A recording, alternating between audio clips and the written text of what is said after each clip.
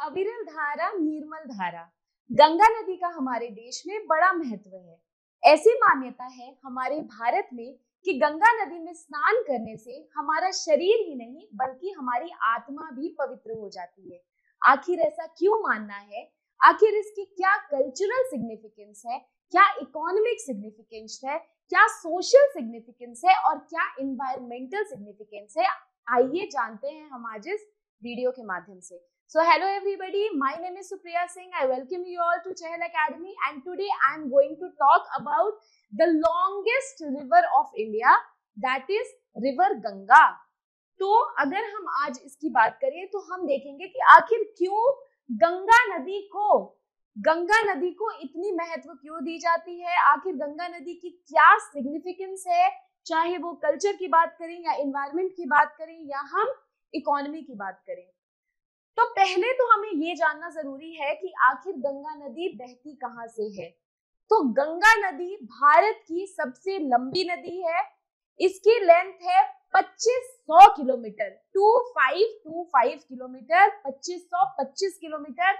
और अगर हम इसको माइल्स में देखें तो 1565 miles long it is.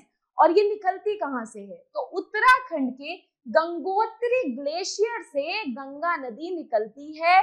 Gangotri glacier situated है उत्तराकाशी में, जो कि एक डिस्ट्रिक्ट है उत्तराखंड में।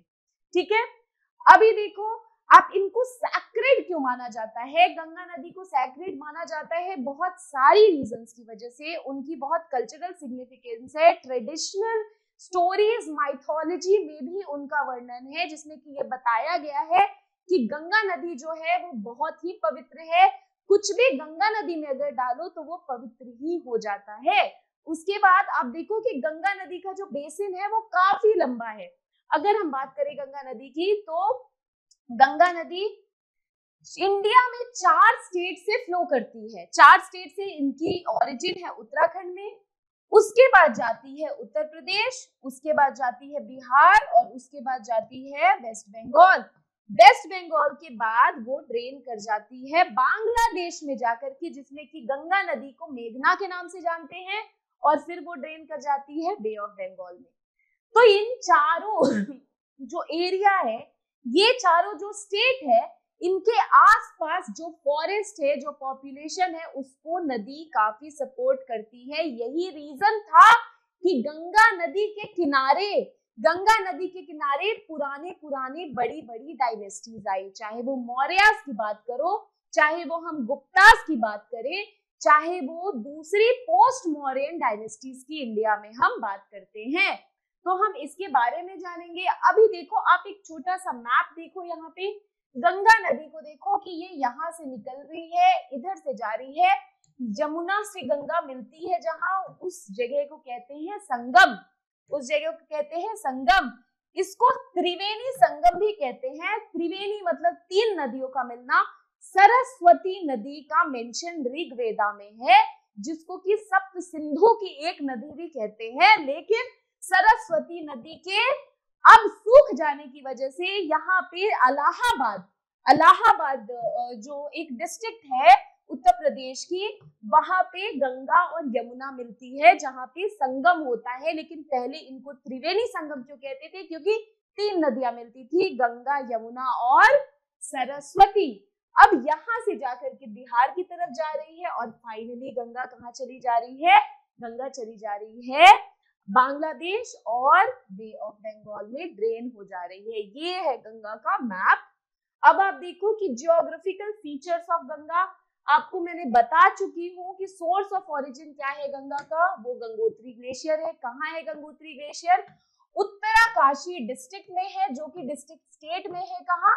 उत्तराखंड। कोर्स क्या है? तो 4 स्टेट, इंडियन स्टेट को गंगा नदी कवर करती है। कौन कौन सी है वो? उत्तराखंड, उत्तर प्रदेश, बिहार और वेस्ट बंगाल। और फिर it drains into Bangladesh. After that tributaries of Ganga, major tributary Yamuna, Ghaghara, Gandak, Kosi. अभी मैं आपको बताऊंगी यमुना। अभी अगर हम एक चीज की बात करें तो अगर ऐसे देखें, गंगा अगर इधर से जा रही है तो इधर से जो नदी गंगा से मिल रही है उसको कहते हैं राइट बैंक ट्रिब्यूटरीज। और इधर से कोई नदी मिल रही है उसको क्या बोलते हैं, लेफ्ट बैंक ट्रिब्यूटरीज। तो ये राइट बैंक ट्रिब्यूटरीज है और ये लेफ्ट बैंक ट्रिब्यूटरीज है। गंगा का कोर्स इधर से है, तो आप इधर से देखो, यहाँ से मैंने आपको बताया था, यहाँ से यमुना जा रही है, इलाहाबाद पे गंगा से मिल रही है, जिसको कि संगम कहते हैं।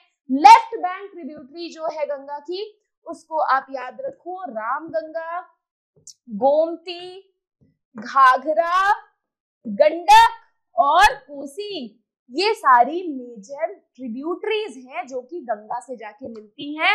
रामगंगा, गोमती, घाघरा, गंडक, कोसी है उसकी लेफ्ट बैंक ट्रिब्यूटरीज, और राइट बैंक ट्रिब्यूटरी क्या है, यमुना है। अब देखो आप, मेजर सिटीज की अगर बात करूं तो मेजर सिटीज भारत में गंगा के किनारे लोकेटेड है। कैसे, Varanasi on the bank of river Ganges, Kanpur on the bank of river Ganges, Patna on the bank of river Ganges, Allahabad on the bank of river Ganges. तो अभी देखो, वाराणसी, कानपुर, इलाहाबाद एंड कोलकाता। कोलकाता, गंगा सागर का नाम सुना होगा आपने, कोलकाता में भी गंगा क्या करती है, फ्लो करती है। अब इसकी रिलीजियस सिग्निफिकेंस क्या है, तो अगर हम इसकी रिलीजियस सिग्निफिकेंस के लिए करें बात, तो आपको पता है कि गंगा में अस्थियां विसर्जन होती हैं, यानी पिंडदान जो है वो गंगा में होता है। जो भी आपकी जो भी रिलीजियस, जो भी रिचुअल्स हैं, जो बड़ी बड़ी रिचुअल्स हैं, संस्कार हैं, चाहे वो उपनयन संस्कार हो, चाहे वो मुंडन संस्कार हो, अलग अलग जो 16 संस्कार हैं वो कहाँ होते हैं, गंगा के किनारे किनारे होते हैं। और कहा जाता है कि यहाँ पे मेडिटेशन करने से हमें क्या मिलता है, मोक्ष मिल सकता है। यहाँ पे अगर अस्थियां विसर्जित करी तो हमें क्या मिलेगा, मोक्ष मिलेगा। सैल्वेशन के लिए गंगा जाना जाता है और स्पिरिचुअल क्लेंजिंग के लिए जाना जाता है। ठीक है, अभी देखो, बात करने से क्या, मैंने आपको शुरू में बोला कि गंगा में नहाने से भारत में ये मान्यता है कि अगर आप गंगा में नहाते हैं तो आपका शरीर ही नहीं, आपकी आत्मा भी शुद्ध हो जाती है। और ये है, मैं यही चीज बता रहे हैं कि लिबरेशन, जो मॉन्क्स ने जो लिबरेशन की बात करी है ना, वो कहीं ना कहीं इससे कनेक्टेड है। So they are emphasising more on this कि आप अगर गंगा में आपने स्नान ले लिया, रिचुअल बाथिंग कर ली, तो आप अपने पापों से मुक्त हो जाओगे। ये क्या है, ये एक तरह से बिलीफ है, ये बहुत पुरानी बिलीफ चली आ रही है। अभी देखो, पिलग्रिम साइट आपको पता है, हरिद्वार। हरिद्वार वो जगह है जहां पे गंगा पहली बार प्लेन्स पे आती है। ठीक है, गंगोत्री, गौमुख, जहां से गंगा निकलती है। अलकनंदा, भागीरथी का मिलना जो देव प्रयाग है वो बहुत ही इंपॉर्टेंट है। उसी तरह से कि अगर आप इलाहाबाद को देखो, जहाँ पे संगम मेला होता है, अभी भी आने वाली है कुंभ मेला, वो संगम के किनारे ही लगती है। इसी तरह से आप देखो कि इसकी वजह से मिलियंस ऑफ डिवोटीज को कौन अट्रैक्ट करता है, गंगा नदी अट्रैक्ट करती है, वो लोकेशन अट्रैक्ट करते हैं जो कि गंगा नदी के किनारे है। अभी देखो, सबसे मेजर अगर आप देखोगे, वाराणसी, वाराणसी के जितने सारे घाट है, बहुत सारे घाट है, उसमें दशाश्वमेध घाट भी है, जिसपे हर एक दिन और हर एक रात बड़ी गंगा आरती होती है। और ये जो गंगा आरती होती है, ये वर्ल्ड ओवर फेमस है। कहाँ कहाँ से लोग आते हैं उस गंगा आरती में पार्टिसिपेट करने। अभी देखो, रिचुअल्स एंड फेस्टिवल्स, मैंने आपको बताया कि कितने सारे ritual, birth, death, mundan, upanayan, all of that are conducted on the bank of river Ganga. Kumbh Mela, Kumbh Mela का बताया मैंने, इलाहाबाद में अभी लगने वाला है जनवरी फरवरी में। ये कुंभ मेला कहाँ लगता है, गंगा यमुना के कॉन्फ्लुएंस पे। और इसमें कितने सारे लोग, न जाने कितने सारे लोग क्या करते हैं, रिचुअल बात करते हैं। तो ये सारी चीजें इनकी इंपॉर्टेंस है। अभी देखो, ये आर्ट लिटरेचर में कैसे इंपॉर्टेंट है, तो इंडियन लिटरेचर, फोक लॉर सब कुछ क्या दिखाती है, प्योरिटी दिखाती है। गंगा नदी की प्योरिटी को सेलिब्रेट करती है और इसको क्या करती है, ज्यादा अगर मैं बोलूं तो ज्यादा इसको क्या करेगी, सिंबलाइज करेगी कि it is a power of the God, it is a divine grace of the God through stories, through mythological stories. ये चीज बताती है कि धरती पे गंगा भागीरथी के बुलाने से गंगा आई, शिव जी के जटे में आई, फिर गंगा भाई, ऐसे ऐसे करके बहुत तरह से इसको कनेक्ट किया जाता है डिवाइन पावर से और स्पिरिचुअलिटी से। ठीक है, अब देखो, social and cultural identity. Yes, हम गंगा किनारे के वासी हैं, या फिर आप बोलो कि गंगा इंपॉर्टेंट कैसे है, एग्रीकल्चर में नेचुरल वाटर फ्लो करती है। जब भी मॉनसून का सीजन होता है तो जनरली गंगा क्या होती है, ओवरफ्लो कर जाती है और उस पानी को क्या किया जाता है, रेन वाटर हार्वेस्टिंग टेक्निक से बचा करके तब यूज किया जाता है जब सूखा पड़ता है। तो एक तरह से ये वरदान है। किसके लिए वरदान है? ये किसानों के लिए वरदान है। अब ये रिप्रेजेंट करती है cultural identity and heritage of India. आप ले लो हरिद्वार को, आप ले लो ऋषिकेश को, वो जाने ही जाते हैं गंगा नदी की वजह से। अभी देखो हिस्टोरिकल एंड इकोनॉमिक रोल, ये सोचने की बात है। हमारी हिस्ट्री में, हमारी माइथोलॉजिकल स्टोरीज में, हमारी जो बिब्लिकल टेक्स्ट है, सब में मेंशन इस भोली रिवर की है, गंगा की सब में मेंशन। और माइथोलॉजिकल स्टोरीज तो है, हिस्टोरिकल सिग्निफिकेंस भी है इनका, कि पहले जो ट्रेड होते थे, मैंने आपको पहले बताया गंगा नदी और इनकी जो मिट्टी है अलूवियल प्लेन, इन्होंने एक फर्टाइल ग्राउंड प्रोवाइड किया for the establishment of township, empire, janapada and mahajanapada. ठीक है, क्या किया? टाउनशिप, एम्पायर, जनपद और महाजनपद के लिए एक फर्टाइल ग्राउंड जो है वो प्रोवाइड किया। Eight the same time with the discovery of island, क्योंकि सारी ही एनवायरमेंट सही थी, सुटेबल थी एक बड़ी किंगडम को बनने के लिए, इसीलिए मगध साम्राज्य जो था, जो मगध एम्पायर था, महाजनपद था, उसने बाकी 16 महाजनपद पे एट द एंड राज किया। और वो मगध जनपद कहाँ था? गंगा नदी के किनारे था। कैपिटल क्या था? पाटलिपुत्र था। पाटलिपुत्र किस नदी के किनारे है? गंगा नदी के किनारे, यानी कि वहां से ट्रेड इजिली होता था। ठीक है, ट्रेड इजिली होता था, बोटिंग, आप एक सामान दूसरी जगह जो मर्चेंट्स होते थे वो पहुंचा सकते थे इजिली। आप 45 सेटलमेंट से एक जगह से दूसरी जगह जाना है तो आप जा सकते थे। तो ये इसका हिस्टोरिकल सिग्निफिकेंस और इकोनॉमिक रोल, क्योंकि ट्रेड के लिए बहुत ज्यादा इंपॉर्टेंट है, क्योंकि एग्रीकल्चर के लिए बहुत ज्यादा इंपॉर्टेंट है। गंगा की क्या हो जाती है इंपॉर्टेंस गंगा की बढ़ जाती है। डेवलपमेंट ऑफ सिविलाइजेशन भी गंगा के किनारे हम देखते हैं। Source of water for irrigation, it is very very understood कि गंगा बेसिन जो है वो सिर्फ 5 स्टेट में, 4 स्टेट में इंडिया की नहीं है, बल्कि वो दूसरे स्टेट्स में भी जाती है। और ये सारा क्या है? Source of water for irrigation. मैंने आपको ऑलरेडी एक्सप्लेन किया है कि जो पानी होता है गंगा का, वो एक तरह से बून है, वरदान है फार्मर्स के लिए, एग्रीकल्चरल लैंड के लिए। जैसे उत्तर प्रदेश, बिहार, उत्तराखंड जो जनरली रेन वाटर पे और रिवर वाटर पे क्या रहते हैं? डिपेंडेंट रहते हैं। फिशिंग इंडस्ट्री, रिवर है, फिश होगी, स्पेशली गंगा नदी है, फ्रेश वाटर फिश। अब इससे क्या करेगी? फिशिंग इंडस्ट्री जो है वो फ्लरिश करेगी, हमारी इकोनॉमी ज्यादा बढ़ेगी। खास करके किस तरह की मछलियां वहां मिलेंगी? फ्रेश वाटर फिश, जैसे रोहू, कतला, हिल्सा, ये सब मछलियां ज्यादा गंगा नदी में मिलती हैं और इनकी ज्यादा मार्केट भी है।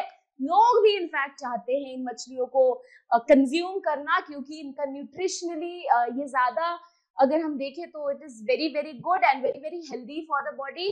फॉर फॉलिक एसिड, B9 इसमें होता है and eight the same time blood भी इसमें ज्यादा मिलता है। जैसे कि सिंगल मछली जो होती है, which is a fresh water fish, again वो गंगा में बहुत ज्यादा पाई जाती है। तो this is very important, the river. Now transportation and trade, very obvious, Ganga नदी क्या करती है? Transportation and trade. अभी भी देखो, अगर आपको याद होगा तो नेशनल वाटरवे 1 जो है वो कहाँ बना है?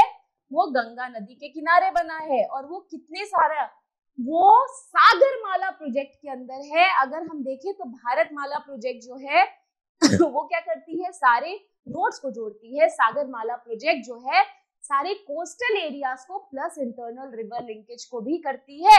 इसके अंदर ये क्या बना है? नेशनल वाटरवे 1, जिसमें कि हम क्या कर रहे हैं? ट्रांसपोर्टेशन को कम कॉस्ट में कर रहे हैं, एफिशिएंट बना रहे हैं, इजी बना रहे हैं और टाइम बाउंड मैनर का उसमें बता रहे हैं कि हम इतने कम टाइम में we will be able to save time if we start transportation through river। तो गंगा एक बून है इस मामले में भी कि ट्रांसपोर्टेशन इजी हो जाता है और movement of the goods, agricultural और non agricultural goods, movement of the heavy goods becomes what? Easy. क्योंकि कोल को अगर हम निकालते हैं कहीं से, वहां से उसको ट्रांसपोर्टेशन करते हैं तो उसमें हमारा बहुत ज्यादा कॉस्टिंग आती है। लेकिन अगर हम वाटर से अगर उसको ट्रांसपोर्ट करेंगे तो comparatively our cost would reduce. At the same time pollution भी कम होगा। ठीक है, ट्रैफिक कम होगा तो पोल्यूशन भी, एयर पोल्यूशन कम होगा। Now talking about hydro power generation, बहुत ही इजी है ये। टहरी गढ़वाल डिस्ट्रिक्ट में जो है वो क्या है? गंगा नदी का, देखो अभी ट्रिब्यूटरी ऑफ गंगा जैसे कि भागीरथी, अलकनंदा कहाँ पे मिलती है, मैंने आपको ऑलरेडी बताया था कहाँ मिलती है, देवप्रयाग में। तो यहाँ की जो हाइड्रो पावर जनरेशन के लिए इसको क्या किया जाता है, यूज किया जाता है। बहुत सारी ऐसी प्रोजेक्ट है जो कि कंट्रीब्यूट करती है। ये टेहरी गढ़वाल डिस्ट्रिक्ट में है, Tehri Garhwal district of the state of Uttarakhand. तो ये कंट्रीब्यूट करती है किस चीज में, ये पावर जनरेशन में कंट्रीब्यूट करती है। So it has a very very important role to play. Now see environment challenges facing the Ganga. आप खुद से ही समझ सकते हो, पहला मैंने बोला कि अगर ट्रांसपोर्टेशन में गंगा हेल्प कर रही है, गंगा नदी में अगर ट्रांसपोर्टेशन हो रहा है, इजी एफिशिएंट हो रहा है, तो पोल्यूशन, एयर पोल्यूशन हम छोड़ दें, वाटर पोल्यूशन नहीं हो रहा है। सोचो, बिल्कुल हो रहा है, वाटर पोल्यूशन हो रहा है। तो प्रॉब्लम यही है कि इंडस्ट्रियल डिस्चार्ज, जो बड़े बड़े जो सेटअप्स होते हैं, जो इंडस्ट्री होते हैं, वो डायरेक्टली अपना स्लज कहाँ पे डाल देते हैं, गंगा में डाल देते हैं। ठीक है, ये प्रॉब्लम है। अनट्रीटेड सीवेज, रिलीजियस ऑफरिंग्स, ये पूजा फूल, ये सारी चीजें, क्रिमेटोरियम मतलब क्रिमेटेड जो चीजें होती है वो सब हम उसमें डाल देते हैं। तो इन सब की वजह से सीवियर पोल्यूशन होता है, सीवियर डैमेज होता है, प्लस वाटर पोल्यूशन ट्रांसपोर्टेशन की वजह से होता है। फ्रेट अगर हम ले जा रहे हैं तो ऑयल स्पिल का खतरा रहता है, ये भी इसमें ऐड करो कि इसमें ऑयल स्पिल का खतरा रहता है, और ये भी बहुत ज्यादा डेंजरस होता है हमारी वाटर बॉडीज के लिए। अब देखो, मेजर सिटीज जैसे कि वाराणसी, कानपुर जो है वो डिस्चार्ज करती है अनट्रीटेड वेस्ट, कहाँ, गंगा नदी में। ठीक है, over extraction of water, over extraction of ground water has been witnessed, जहां पे की एरिया है किस लिए, इरिगेशन के लिए, इंडस्ट्रियल यूज के लिए, अर्बन वाटर सप्लाई के लिए, और over extraction of river water has also been witnessed at a massive scale. तो ये भी है, ये प्रॉब्लम है, और इसकी वजह से ड्रॉप इन वाटर लेवल होता है, जिसपे सबसे ज्यादा इफेक्ट किसको पड़ेगा, एक्वेटिक लाइफ को पड़ेगा, राइट। सबसे ज्यादा इफेक्ट एक्वेटिक लाइफ को पड़ेगा। अब देखो, depletion of aquatic life, obviously अगर आप इंडस्ट्रियल स्लज डालोगे या बहुत सारी गंदगी डालोगे तो प्रॉब्लम क्या होगा कि एक्वेटिक लाइफ में, आपको पता होगा concept of biological oxygen demand, है ना। अगर बायोलॉजिकल ऑक्सीजन डिमांड बढ़ती है तो एक्वेटिक लाइफ क्या होता है, एक्वेटिक लाइफ जो है वो मरने लगती है, खत्म हो जाती है, दिक्कत आती है, एल्गल ब्लूम होता है। अब देखो, अगर बायोलॉजिकल ऑक्सीजन डिमांड कम कैसे होती है, जब हम वाटर पोल्यूशन को क्या करते हैं, वाटर पोल्यूशन को हम रिड्यूस करते हैं, रिवर में हम डिस्चार्ज नहीं करते हैं, किसी तरह की गंदगी नहीं रिवर में फैलाते हैं। तो अब बीओडी है जो बढ़ता जा रहा है, यही चीज, तो डिप्लेशन, अब बीओडी क्योंकि बढ़ेगा, it will lead to what, it will lead to the depletion of aquatic life, pollution, reduced water flow led to the decline of aquatic, यानी कि aquatic life की डिक्लाइन है, यानी फिशेस मर रही है। ठीक है, फ्रेश वाटर टर्टल्स मर रहे हैं, खत्म हो रहे हैं, और रिवर इकोसिस्टम क्या हो रहा है, डैमेज हो रहा है। Now next point, dams and barrages, due to the construction of the dams and barrages the natural flow of water is curtailed, the natural flow of water is reduced। अब अगर नदी ऐसे जा रही है, बीच में आपने डैम लगा दिया, नदी ने कोर्स मोड़ लिया, it will lead to flooding of the water. Natural flow अगर आप नदी का रोकोगे तो बहुत सारी डैमेजेस होंगी, आपका डिप्लेशन ऑफ एक्वेटिक लाइफ भी इसमें हो सकता है ना, level of the sea of the river water can change, all of that is the problem. Dam hydro electric और पावर जनरेशन के लिए हम क्या करते हैं, नेचुरल फ्लो और सेडिमेंट रिवर का डिसरप्ट कर देते हैं, और ये बहुत बड़ा हमारे लिए प्रॉब्लमेटिक चीज है, हमारे रिवर्स के लिए स्पेसिफिकली बहुत ही प्रॉब्लमेटिक चीज है।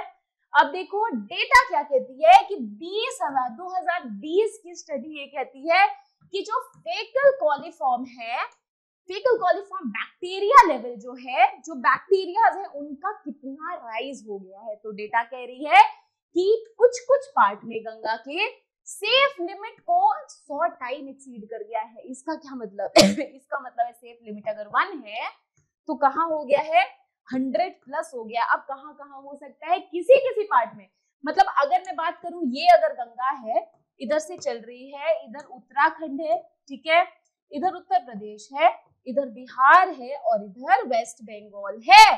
तो इन चारों में मान लो इस एरिया में एक्सीड कर गई, इधर एक्सीड कर गई, इधर एक्सीड कर गई, इधर एक्सीड कर गई, उधर एक्सीड कर गई। तो कुछ कुछ एरिया में क्या है, इसका बैक्टीरिया जो है वो एक नॉर्मल लिमिट जो है उससे 10-100 गुना से भी ज्यादा एक्सीड कर गई है।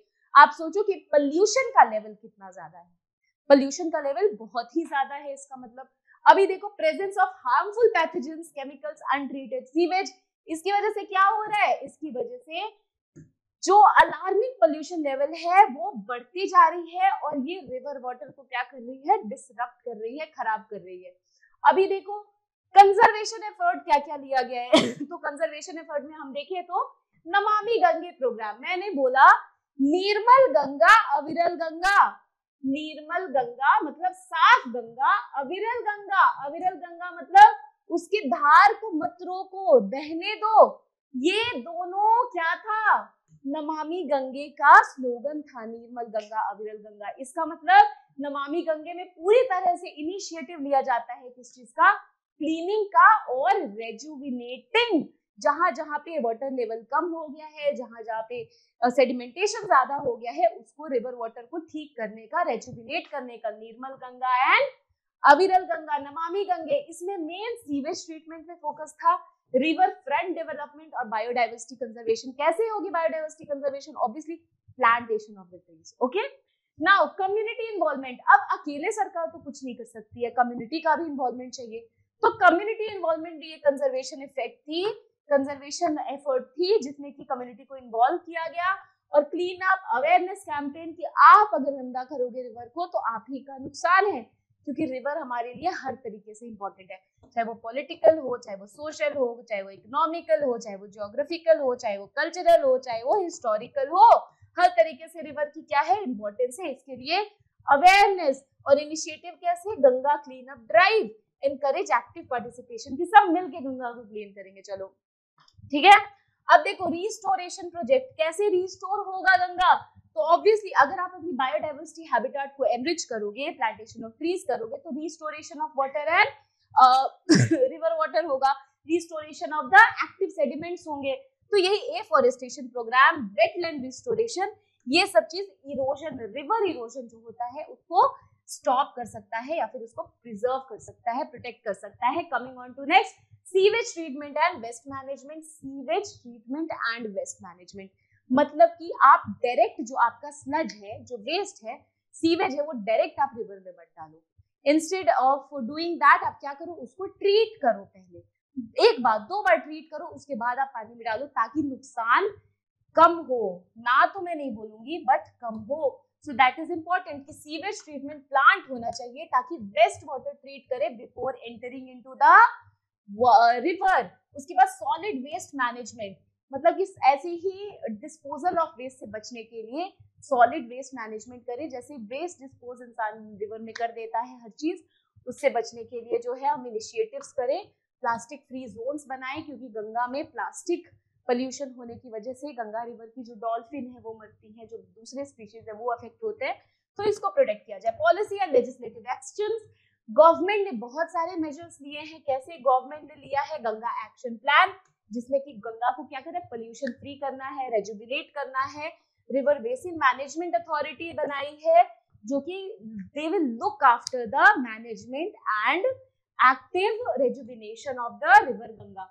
उसके अलावा देखो आपने लेजिस्लेशन की बात किया, मैंने Ganga river rejuvenation M bill, M क्या है कि रिवर मैनेजमेंट करेंगे, नाम से पता चल रहा है आपको, long term protection and sustainable use of pollution control.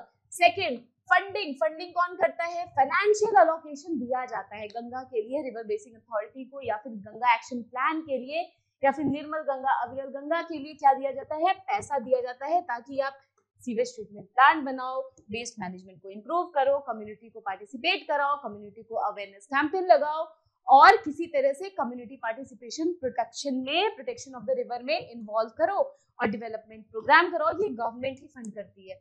इसके अलावा एक और चीज है, इस क्वेश्चन को डिस्कस करने से पहले मैं आपको बताना चाहूंगी, इसमें लेजिस्लेशन में एक इंपॉर्टेंट चीज है, ऐड कर लेना आप, let me change the colour of the pen, आप इसको ऐड कर देना कि उत्तराखंड गवर्नमेंट ने 2017 में गंगा नदी को, गंगा रिवर को, उत्तराखंड गवर्नमेंट में नहीं बोलूंगी, सॉरी, उत्तराखंड हाईकोर्ट ने 2017 में गंगा नदी को लिविंग एंटिटी रिकॉग्नाइज किया था कि गंगा लिविंग एंटिटी है, मैं लिविंग एंटिटी हूँ, आप लिविंग एंटिटी है, मतलब कि जो गंगा है वो लिविंग एंटिटी है, इट हैज लाइफ, मतलब इसके पास राइट है कि इनके पास राइट है क्या, to move freely, to flow freely, to live freely, treat it as a living entity. Somebody would throw a piece of plastic on your face, no, because you know how to retaliate. Similarly, Ganga is a living entity, it has the right to move freely, it has the right to live freely, it has the right to flow freely. और क्यों किया था, क्योंकि dead Jones जो reverse में होते हैं ना, डेड जोन्स, वो गंगा की बढ़ते जा रही थी। उत्तराखंड ने इस चीज को नोटिस किया, क्योंकि उत्तराखंड में आप देखो हरिद्वार, ऋषिकेश, पौड़ी गढ़वाल, गंगोत्री, यमुनोत्री, इन सब एरिया में कितना, गौमुख, देवप्रयाग, इन सब एरिया में कितना ज्यादा पॉपुलेशन आता है, because of being the tourist destination and pilgrimage destination, because of that the Ganga was getting very very polluted.